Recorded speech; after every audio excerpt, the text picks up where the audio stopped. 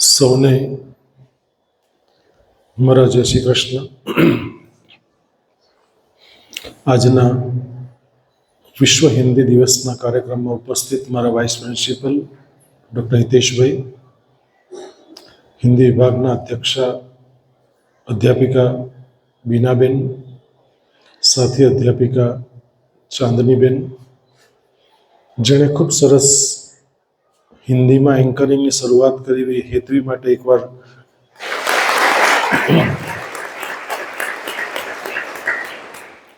અને બીજું એક અમુક ઉંમર પછી ભણવા આવવું, મારી પાસે એડમિશન લીધું અને એમણે સ્વૈચ્છિક હિન્દી વિષય રાખ્યો. અને આજે પ્રથમ વખત કોલેજમાં તો હું જાઉં છું, પણ પ્રથમ વખત જ્યારે પ્રાર્થના રજૂ કરીને પ્રાર્થના જે શબ્દો હતા એ શબ્દો એટલા ક્લિયર હતા જે આપણને સૌને મંત્રમુગ્ધ કર્યા. એવા બેન મનીષા માટે પણ આપણે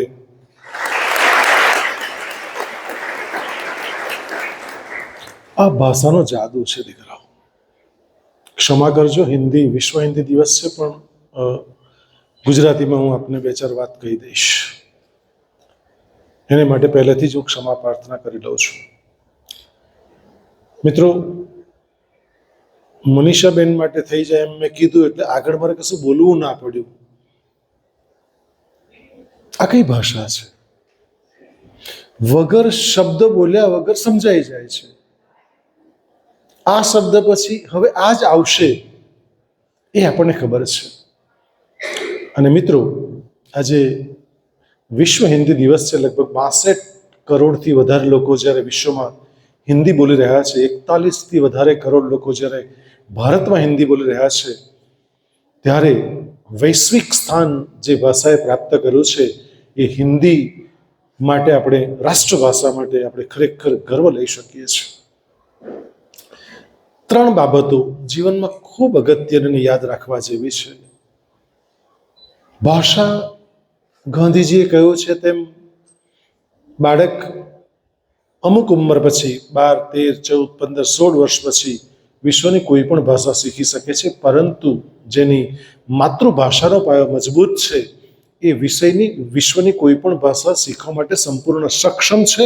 એટલું જ નહીં, 6 મહિનામાં તમામ પ્રકારની ભાષાઓ બાળક સ્પેનિશ પણ શીખી શકે છે, ચાઇનીઝ પણ શીખી, જાપાનીઝ પણ શીખી શકે છે. માં, 3 શબ્દોની જે વાત કરું છું, માં, માતૃભાષા અને માતૃભૂમિ, એ માણસના જીવનમાં ક્યારેય ભૂલાવી નહીં જોઈએ. જો કદાચ માતૃભાષા ભૂલાઈ જાય ને તો માં ભૂલાય અને માતૃભૂમિ ભૂલાય, એટલી જ મોટી ભૂલ આપણે કરી બેસીએ છીએ. મિત્રો, જો ભાષા નષ્ટ થઈ જશે તો કોમ્યુનિકેશન કરીશું કેવી રીતે? ભલે લોકો ગુજરાતી વિશે ગમે તેમ કહેતા હોય કે ગુજરાતી ભાષા ડે બાય ડે નષ્ટ પામી રહી છે, પણ એકચ્યુઅલી એવું નથી. આપણે ગુજરાતી હોવાનું આપણને ગર્વ છે. જેની ગળથૂથીમાં ગુજરાતી છે, જેની ગળથૂથીમાં હિન્દી છે, જેની ગળથૂથીમાં મરાઠી છે, એ માણસો ભાષા ક્યારેય ભૂલતા નથી. અને ભાષા એ કમ્યુનિકેશન માટેનું ઉત્તમ સાધન છે. મને તમે એ બતાવો કે આપણે બધા જ ગુજરાતમાં અને ગુજરાતી પરિવારમાં જન્મ્યા છે, ત્યારે ક્યારે ભાષા શીખવા, ગુજરાતી ભાષા શીખવા ગયા? ના. માણસ અંગ્રેજી શીખવા જાય, ગુજરાતી ભાષા શીખવા જતો નથી. કેમ? આનું રહસ્ય વૈજ્ઞાનિક સત્ય છે દીકરાઓ. કદાચ ન જાણી હોય તો કહી દઉં કે બાળક જન્મ્યા પછી બોલવાનું ઘણા બધા વખત પછી શીખે છે. પહેલું કામ શું કરે છે બાળક? જન્મ્યા પછી પહેલું શું કામ હોય છે બાળકનું? આપણું બધાનું શું કામ હતું અને છે? લિસનિંગ, સાંભળવાનું છે. પ્રભુની કેટલી મોટી કૃપા હશે. ફીલ ગ્રેટિટ્યુડ, કૃતજ્ઞતા વ્યક્ત કરો દીકરાઓ, કે આપણને ભગવાને 2 કાન આપ્યા છે. મેક્સિમમ સાંભળવાનું છે અને મોઢાનું કામ પાર્ટ ટાઈમ બોલવાનું છે. એ આપણને ખબર છે કે હા, મોઢાનું કામ ઓરિજિનલ શું છે? મુખ્ય કામ મોઢાનું શું છે? જમવાનું છે, પાણી પીવાનું છે. બોલવાનું તો મોઢાનું પાર્ટ ટાઈમ કામ છે અને આપણે ખબર નહીં શું કરવા બેઠા છે કે બોલ બોલ બોલ બોલ બોલ બોલ કર્યા કરીએ છીએ. મોઢું એક જ છે, કાન બે છે દીકરાઓ. એટલે ઓછું બોલવાનું, પાર્ટ ટાઈમ બોલવાનું, સાંભળવું વધારે. અને તમે અને હું, મારે થોડીક સ્થાન બદલાયું છે. ગઈકાલે અહીં બેઠો હતો, આજે અહીં ઊભો છું. તમે તો બેઠા જ છો. વિદ્યાર્થી અવસ્થામાં તમે છો અને અમે જ્યારે હતા તે વખતે પણ શિક્ષકો આપણને સંભળાવતા સંભળાવતા સંભળાવતા સંભળાવતા સંભળાવતા અડધો કલાકનો લેક્ચર, 45 મિનિટનો લેક્ચર. હવે ગાયડા કોલેજમાં તો કલાકનો લેક્ચર્સ છે. રાઈટ? શું કરવાનું?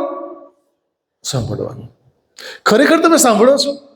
બાળપણથી માંડીને ધોરણ 1 થી માંડીને કોલેજના પહેલા, બીજા, ત્રીજા વર્ષમાં છો, મને કહી દો, પ્રમાણિકપણે કહી દો, ખરેખર ટીચર ભણાવ તમે સાંભળો છો? હલો, સાંભળો છો બધા?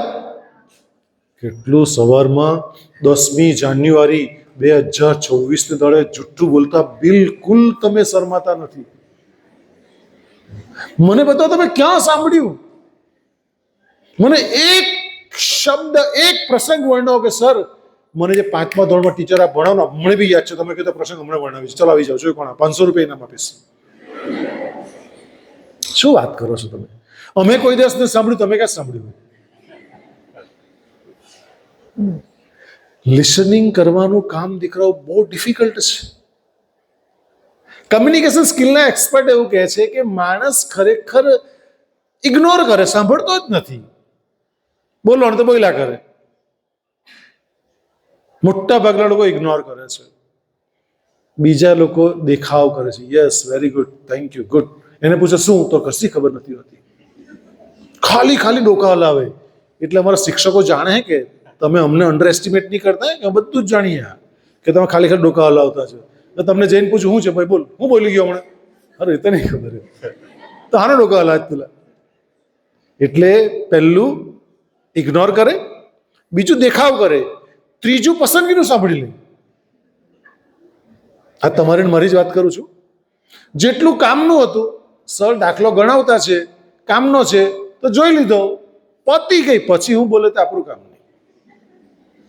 કારણ કે આટલા વર્ષોના આપણે લોકો એક્સપર્ટ થઈ ગયા સાંભળવામાં બી. કયું સાંભળવું, કયું નહીં સાંભળવું આપણે ખબર જ છે બિલકુલ. ભલે ટીચર ભણાવ્યા કરે. અને ચોથું છે ધ્યાનથી સાંભળવું. માય ગોડ, બહુ ઓછા લોકો એવા હોય છે. પણ આ વસ્તુ પણ તમારે માર્ક કરવી. જ્યારે હું સભાનતાપૂર્વક બોલી રહ્યો હોઉં ત્યારે આ વસ્તુ પણ તમારે મારે ધ્યાનમાં તો લેવી જ પડે કે સર અમે સાંભળીએ, અમે ક્યાં ના પાડીએ સાંભળવાનું, પણ એવા સર બી બોલવા જોઈએ ને. અમે સર કલાકના 5 કલાક સાંભળવા તૈયાર છે, પણ એવી વાણી પણ અસ્ખલિત પ્રવાહમાં નીકળવી જોઈએ જેમને કર્ણપ્રિય લાગે, હૃદય પ્રિય લાગે. સાંભળવા તૈયાર છે બિલકુલ. અમુક સર ટીચરમાં એવું થયું છે ને થાય છે, આજે પણ સ્ટીલ થાય છે કે સર તમે બોલ્યા જ કરો, બોલ્યા જ કરો, બોલ્યા જ કરો. બિલકુલ કંટાળો નથી આવતો, કારણ કે હૃદયને ગમે છે. અને વાણી એવી હોય છે કે હૃદયથી બોલાય, હૃદય સુધી પહોંચતી. આ ભાષાની વાત કરું છું મિત્રો. અને એક છેલ્લી મહત્વની વાત કહીને મારી વાતનો અલ્પવિરામ આપું તો, કે દરેક વખતે બોલવું જરૂરી નથી દીકરાઓ, ધ્યાન રાખજો. દરેક વખતે બોલવું બિલકુલ જરૂર નથી. એક માત્ર સિમ્પલ ઉદાહરણ આપું જે મહાભારતમાં વર્ણવાયેલો છે, સત્ય બાબત છે. યુટ્યુબ પર પણ તમે જોઈ શકશો. એક સંન્યાસીએ ઘોર તપસ્યા કરી, ભગવાન બુદ્ધની જેમ ખૂબ સુંદર તપસ્યા કરી, સાધના કરી. સાધના કરીને ઘણા બધા વર્ષો પછી જંગલમાં બેઠા હતા. ઉપરથી બગલો અને કાગડો કઈ મસ્તી કરતા હશે ઉપર, તો બધા સૂકા પાંદડા નીચે પડી રહ્યા હતા, ઝાડની નીચે. સત્ય ઘટના છે. મૌનની ભાષા સમજાવું છું કે ઘણી વાર મૌન રહેવું. તો બગલો અને કાગડો જે કંઈક ઉપર મસ્તી કરતા હશે, એટલે નીચે પેલા સૂકા પાંદડા પડ્યા કરે. એટલે પેલા સાધુ જે પેલી સાધના પ્રાપ્ત કરે ને, જેને શક્તિ પ્રાપ્ત કરે ને, એને ખાલી ઉપર જોયું કે આ કોણ છે, એમ કેમ બધા સૂકા પાંદડા મારી પર નાખો છો. ખાલી એને તીક્ષ્ણ અને ક્રોધભરી નજરે જોયું ને, 1 સેકન્ડની અંદર કાગડો અને બગલો ધબાક દઈને નીચે પડી ગયા, મરી ગયા, બળીને ખાક થઈ ગયા. એને અહંકાર આવી ગયો, માય ગોડ, મારામાં આટલી બધી શક્તિ પ્રાપ્ત થઈ ગઈ છે. અને પછી ભિક્ષા માંગવા માટે જાય છે. ભૂખ લાગે બપોરે. એક સ્ત્રી ને બૂમ પાડે છે, ભિક્ષાન દેહી. એટલે પેલી જે માતા હતી તેણે અંદરથી બૂમ પાડી, ભાઈ થોડી રાહ જોજે. એટલે એનો ગુસ્સો આવ્યો કે આ મને રાહ જોવડાવવાનું કહે છે, એ સમજે જ શું? આટલું ખાલી મનમાં બોલ્યો ને એટલે તરત જ સ્ત્રી અંદરથી અવાજ કરીને એવું કીધું કે આ કોઈ બગલો ને કાગડો નથી કે મરી જશે, મારી રાહ જોજે, હું આવું છું. માય ગોડ, પેલો ચોંકી ગયો કે બગલો ને કાગડો હમણાં જ પેલા મરી ગયા હતા, તો આ સ્ત્રીને કેવી રીતે ખબર પડી ગઈ? એટલે પહેલા જેવી સ્ત્રી બહાર આવીને એને સાષ્ટાંગ દંડવત પ્રણામ કર્યા. માય ગોડ, એને સવાલ પૂછે કે તમને ખબર કેવી રીતે? એને બહુ સુંદર જવાબ આપ્યો. દીકરાઓ, અમારા અધ્યાપકોનું ભગવાનના જેટલા પણ હાથ હશે ને એટલા અમારા માથા પર, સચ્ચે કહું છું. કુદરતે એટલી બધી કૃપા કરી છે અમારી પર. I always feel gratitude each and every time for the God. જ્ઞાન એ ઉત્તમ દાન છે. જ્ઞાન પીરસવાનું કામ અમને અધ્યાપકોને સોંપ્યું છે ને આવી કેટલીક એચિવમેન્ટ્સ, કેટલીક શક્તિઓ પ્રભુએ અમને પણ પ્રાપ્ત કરાવી છે આટલા વર્ષોની, 35 વર્ષની સાધના પછી. મિત્રો, તો સ્ત્રીએ શું કીધું ખબર? એનો જવાબ માંગ્યો પેલા તો એમ કીધું કે હું જ્યારે નાની દીકરી હતી ને ત્યારે માતા પિતાની પણ મસ્ત સેવા કરતી એમ, અને હવે પરણીને સાસરે આવી છું, મારી ખાસી ઉંમર થઈ, પ્રૌઢાવસ્થામાં છું, તો મારા પતિ બીમાર છે, એની સેવા કરી રહી હતી, એટલે તને થોડું મોડું થયું તને બહાર ભિક્ષા આપવા માટે, એને માટે તું ક્ષમા કરજે મને, પણ તું જે વિચારતો હતો તે તારા મનના વિચાર જાણી જાઉં છું. શાને કારણે? મેં આખી જિંદગી મારા મા બાપની સેવા કરી ને મારા પતિની સેવા કરું છું, સાસુ સસરાની સેવા કરી, સાસુ સસરા નથી પણ પતિની સેવા કરું છું, માટે એ શક્તિ મને પ્રાપ્ત થઈ છે કે તું બહાર ઊભો શું વિચારતો હતો. એટલે પેલો ચોક્યો. તો કે તારે વધારે જાણવું છે આ સંદર્ભમાં? તો કે હા. તો કે વ્યાઘ્રનું ઘર છે અહીંયા આગળ, એટલે કસાઈનું ઘર છે, એની દુકાને તું જા, એ તને વધારે સારી રીતે વાત કહેશે. એટલે ચોકી ગયો અને ત્યાં વ્યાઘ્રને ઘરે જાય છે, અને મહાભારતનો એક પર્વ અને તેમાં વ્યાઘ્ર ગીતા આવે છે મિત્રો, જેમાં વેદાંતનું ખૂબ ઊંડું જ્ઞાન પ્રાપ્ત કર્યું છે. એ વ્યાઘ્ર પાસે જાય છે, વ્યાઘ્ર પાસે જઈને બેસે છે.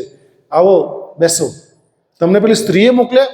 પાછો ચમત્કાર, કારણ કે આ લોકોનું કોઈ ત્યારે કંઈ મોબાઈલ થોડો હતો કે મેસેજ થોડો વોટ્સએપમાં કરી દીધો એમ કે હું આવું છું, આઈ એમ કમિંગ સૂન, એવું તો કશું છે નહીં. એટલે તેમણે સ્ત્રીએ મોકલે તો હા તો બેસો એમ કે. એ બધું માંસ કાપતો હતો, બધાને વેચતો હતો, જે કંઈ કરતો હતો કામ એનું કરતો હતો. કલાક 2 કલાકમાં કામ પતી ગયું, પૈસા ગણી લીધા, અને ઘરે, ચાલો ઘરે હવે જઈએ.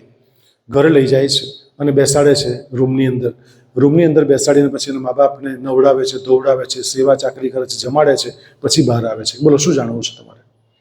એટલે એણે આત્માને પરમાત્મા વિશેનું જ્ઞાન પ્રાપ્ત કરે છે. એણે પણ એ જ કીધું, મેં મારા મા બાપની સેવા કરી છે, હું આ આત્મજ્ઞાન પ્રાપ્ત કરી શક્યો છું. જે મેં એક દિવસ કહ્યું હતું કે અપરાવિદ્યા તો બધા જ જાણીએ છીએ મુંડક ઉપનિષદમાં, પણ પરાવિદ્યા એટલે સ્વ વિશેનો ખ્યાલ. ઘણી બધી વખત ભાષાનું માધ્યમ પણ નથી ચાલતું દીકરાઓ. જ્યારે સામ મળીએ છીએ ને ત્યારે ઘણી વખત એવું થાય છે કે મૌન રહી જઈએ, બધું જ અંદરથી સમજાઈ જતું હોય છે. ભગવાને કેટલી મોટી કૃપા કરી છે. અને જેને આપણે અંતરાત્માનો અવાજ કહીએ છીએ, વગર ભાષાએ સમજી જઈએ છીએ બધું જ.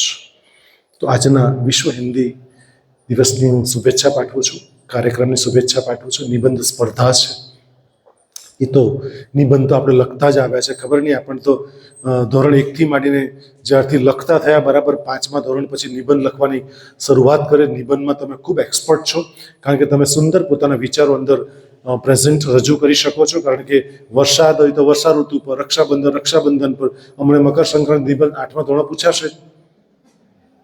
એટલે આપણે લોકો ટેવાયેલા છે, અને બિંદાસની અંદર એટલું બધું લખીએ છીએ. આપણે જ્યારે લખીએ ત્યારે એવું સમજીએ શિક્ષક વાંચવાના જ નથી, એટલા ગપ્પા મારીએ છીએ, રાઈટ? તો જે કંઈ લખો એ કંઈ પૂર્વાપર સંબંધને આધારે વ્યવસ્થિત લખશો. એ સ્પર્ધા છે, માત્ર 1, 2, 3 નંબર આપવા એ માત્ર ફોર્માલિટીઝ છે. બાકી જેટલા પણ તમે પાર્ટિસિપન્ટ છો એ બધા માટે, મારા માટે જીત્યા જ કહો, કારણ કે વિન ફિલોસોફી પર ગાડા કોલેજ રન થઈ રહી છે.